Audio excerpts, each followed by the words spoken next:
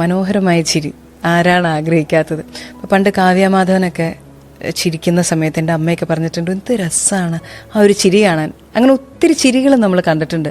പക്ഷെ റീസെൻ്റ്ലി ഞാൻ തിരിച്ചറിയുന്നു, അങ്ങനെ ജന്മനാലെ നല്ല പല്ലൊന്നും വേണമെന്നില്ല, ചിരി നമുക്ക് സ്വന്തമായിട്ട് ഉണ്ടാക്കാമെന്ന്. ആണോ?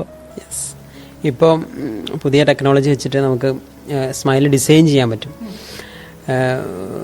പല്ലിൻ്റെ കളറ്, ഷേപ്പ്, സൈസ് ഇതൊക്കെ നമുക്ക് ഇഷ്ടത്തിനനുസരിച്ച് ചേഞ്ച് ചെയ്യാം. സ്മൈൽ ഡിസൈനിങ് അതിപ്പം ഡിജിറ്റൽ സ്മൈൽ ഡിസൈനിങ്ങിലേക്ക് മാറിയിരിക്കുകയാണ്. നമ്മൾ സ്കാനിങ്, ഇൻട്രാഓറൽ സ്കാനറൊക്കെ വന്നു.